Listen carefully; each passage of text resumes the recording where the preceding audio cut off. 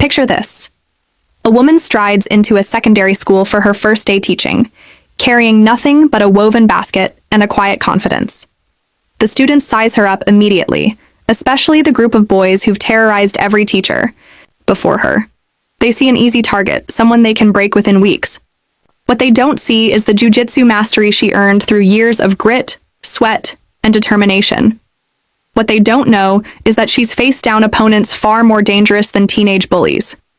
This is the story of how one teacher's hidden strength turned a school upside down and taught everyone a lesson they'd never forget. The morning sun cast long shadows across Kwame Nkrumah Secondary School's courtyard as Ngozi Okonkwo pulled into her designated spot. At 28, she was younger than most teachers at the school, with her braided hair neatly pinned up and eyes that held both warmth and steel. Her vibrant Ankara dress was tailored to perfection, her low heels clicking with purpose as she walked toward the main entrance. This was her fresh start, a chance to make a difference in a new city after leaving behind painful memories in Lagos. Kwame Nkrumah Secondary sat in the heart of suburban Nairobi, a sprawling campus serving over 2,000 students from diverse backgrounds. The school had a reputation for academic excellence, but beneath the polished surface lurked problems no amount of exam results could hide. A culture of bullying had taken root, particularly among the final year class, where a group of athletes ruled through intimidation and fear. Ngozi had been hired to teach Form 2 literature, replacing a veteran teacher who'd taken early retirement after what the head teacher delicately called classroom management issues. She later learned the truth. Mr. Kamau had been driven out by relentless harassment from students who saw kindness as weakness and respect as optional. As she entered the building that first morning, Ngozi breathed in the familiar scent of chalk dust and teenage restlessness. Students streamed past her in the corridor, their conversations a blur of weekend stories and Monday complaints. Some glanced at her with curiosity, marking her as the new teacher they'd heard about. Others barely noticed, too absorbed in their own worlds to care about another adult in their midst. Room 14 would be her domain, a corner classroom with large windows overlooking the rugby pitch. Ngozi arrived early to arrange the space to her liking, pinning up proverbs on the walls and organizing her desk with methodical precision. Each detail mattered to her, from the way she arranged the desks in a circle to encourage dialogue to the small aloe plant she placed on the windowsill as a touch of life in the institutional space. The bell rang for first period, and students began filtering in. Ngozi stood at the door, greeting each one with a smile and learning their names as they found their seats. Most responded politely, if somewhat surprised by the personal attention. Then they walked in. Juma Otieno entered first, all 6'3", of athletic arrogance wrapped in a school blazer. His dreadlocks were neatly tied back, his dark eyes scanning the room like a lion marking territory. Behind him came his crew, Kelvin Mwangi, stocky and aggressive with a permanent scowl etched on his face, and Brian Kiptu, quieter but no less complicit in their reign of terror. The three had been best friends since primary school, bonding over sports and a shared enjoyment of making others feel small. Juma was the ringleader, blessed with good looks, wealthy parents, and enough charm to talk his way out of most trouble. Kelvin was the muscle, quick to use his size to intimidate anyone who crossed their path. Brian was the strategist, smart enough to keep his grades up while orchestrating pranks that walked the line between mischievous and malicious.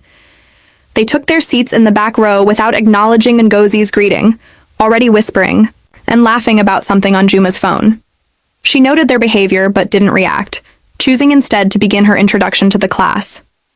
Good morning, everyone. I'm Miss Okonkwo, and I'll be your literature teacher this year.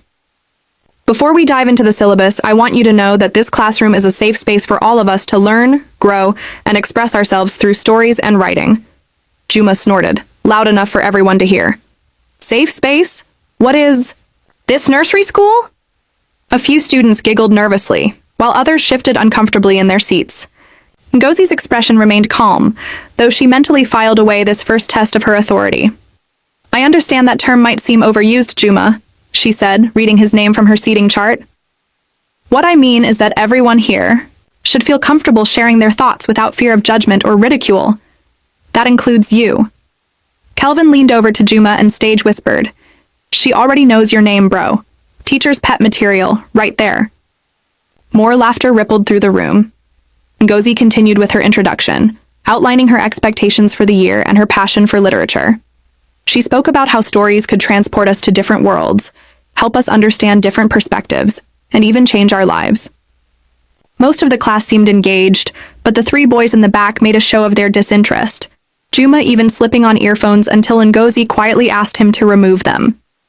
That first day set the pattern for what would follow. Ngozi taught with enthusiasm and patience, working to engage every student, while Juma, Kelvin, and Brian tested her boundaries. They started small, talking during lessons, making jokes at inappropriate times, turning in assignments late with elaborate excuses. Ngozi handled each incident professionally, never losing her temper, but firmly maintaining her standards. What the boys didn't know was that Ngozi had spent the last 15 years training in jiu-jitsu, earning her black belt just months before moving to Nairobi. The discipline had saved her life in more ways than one. Growing up in a tough neighborhood in Lagos, she'd been a small, quiet girl who attracted bullies like moths to a flame. Her parents, working long hours as market traders, had scraped together money for martial arts classes after Ngozi came home with a split lip in primary 6. Sensei Adebayo, her instructor, had been more than a teacher. He'd been a mentor who taught her that true strength came not from the ability to hurt others, but from the discipline to control oneself. Through years of training, Ngozi had learned to channel her fear into focus, her anger into determination. She'd competed at national levels, earning medals and respect, but more importantly, she'd found her center. The physical training had been grueling, hours of practicing techniques until her muscles ached, sparring sessions that left her, bruised grappling drills that pushed her body to its limits. But the mental training had been even harder. Learning to stay calm under pressure, to read an opponent's intentions before they moved, to know when to engage and when to walk away. These lessons served her well in the classroom. When Juma tried to derail discussions with provocative comments, she redirected with questions that forced him to think. When Kelvin made subtle threats about how accidents could happen to teachers who gave too much homework, she smiled and assigned an essay on the theme of consequences in Things Fall Apart. When Brian submitted a plagiarized paper, she quietly returned it with a note offering him the chance to redo it honestly before she filed a report. The boys were frustrated. Previous teachers had either ignored them to avoid conflict or engaged in power struggles they inevitably lost. Ngozi did neither. She treated them with the same respect and expectations as every other student, refusing to be baited into confrontation while never backing down from her standards. By the third week of school, they decided to escalate. The pranks became more elaborate and disruptive. They glued her desk drawers shut, requiring maintenance to spend an entire afternoon fixing them. They created a fake social media account in her name, posting embarrassing content until she discovered it and had it removed. They spread rumors about her personal life, making up stories about why a young woman would move to Nairobi alone.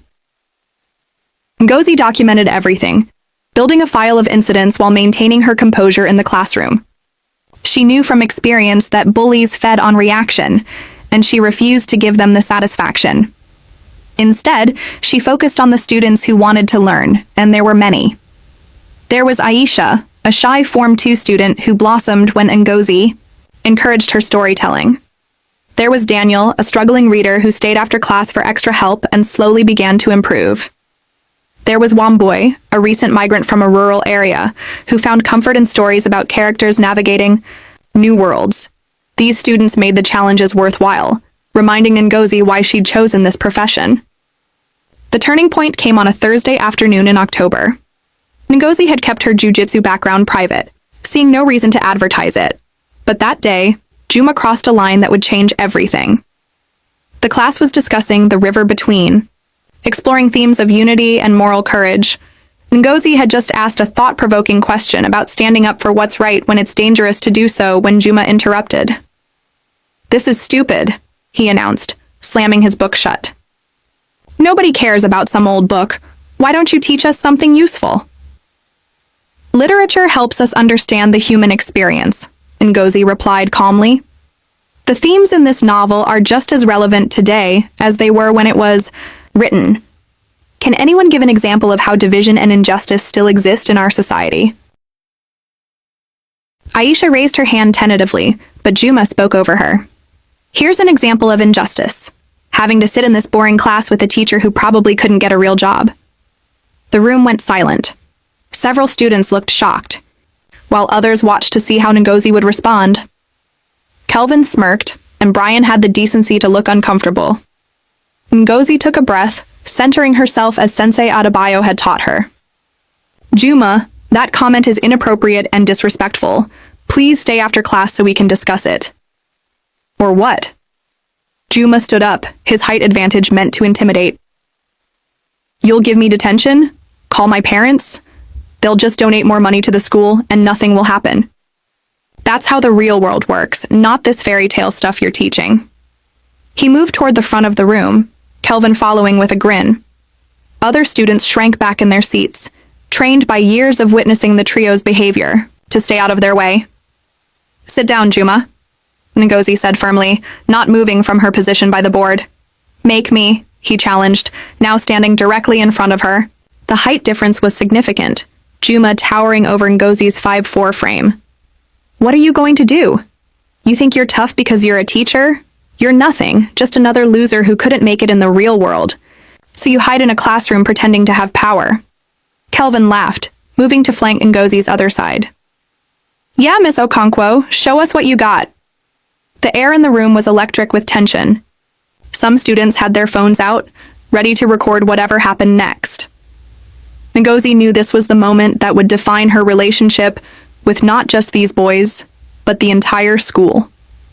Word would spread within minutes, and her response would determine whether she survived at Kwame Nkrumah Secondary or became another casualty of Juma Otieno and his crew. She looked up at Juma, meeting his eyes without flinching. I'm going to ask you one more time to return to your seat. This behavior is unacceptable, and there will be consequences. Juma reached out and swept her copy of The River Between off her desk, papers scattering across the floor. Consequences? From you? You can't do anything to us. You're weak, just like all the others. In that moment, Ngozi made a decision. Not to attack, not to lose control, but to demonstrate that strength came in many forms. As Juma reached for more items on her desk, she moved. It was subtle, almost invisible to untrained eyes. She shifted, her weight, pivoted on her back foot, and gently redirected Juma's arm away from her desk using a basic jujitsu deflection technique.